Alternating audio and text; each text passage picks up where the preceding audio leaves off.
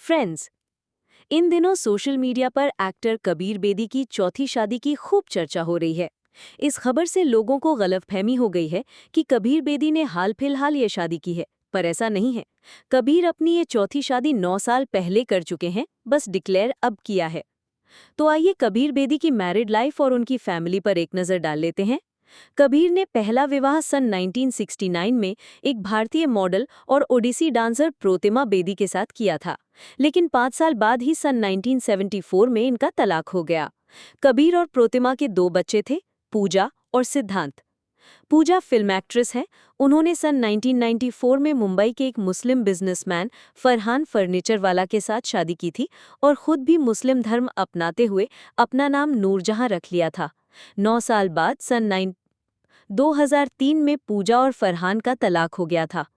पूजा और फरहान के 2 बच्चे हैं, बेटी आलिया फर्नीचर वाला और बेटा उमर फर्नीचर वाला।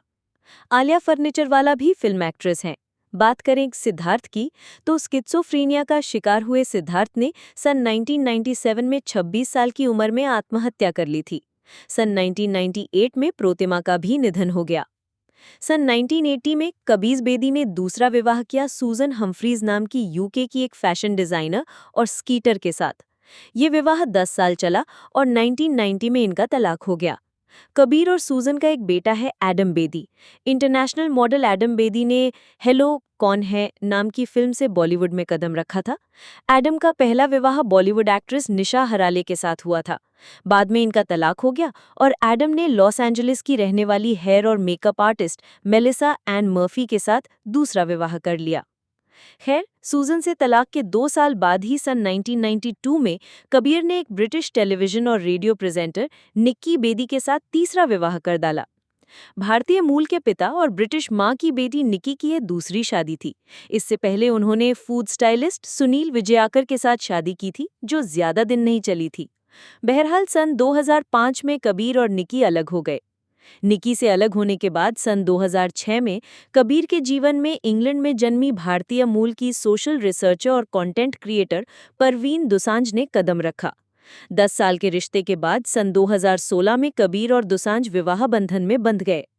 हालांकि इन दोनों ने अपने विवाह के बाद 9 साल तक छिपाकर रखी और अब जाकर ये खबर सार्वजनिक की है।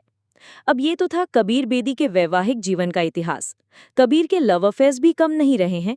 इनमें सबसे ज्यादा चर्चित हुए हैं बॉलीवुड एक्ट्रेस परवीन बॉबी के साथ कबीर के रिश्ते। सन 1970 के दशक में कबीर बेदी और परवीन बॉबी का रोमांस पत्र पत्रिकाओं की हेडलाइंस हुआ करता था। कहते हैं कि प्रोतिमा बेदी के साथ कबीर के तलाक का कारण परवीन बॉबी ही थी। पर कुछ सालों के रोमांस के बाद कबीर और परवीन बॉबी का ब्रेकअप हो गया था और परवीन तब बॉलीवुड डायरेक्टर महेश भट्ट के करीब आ गई थी। बहरहाल जो भी हो, कबीर और दोसांझ को विवाह की बधाई तो बनती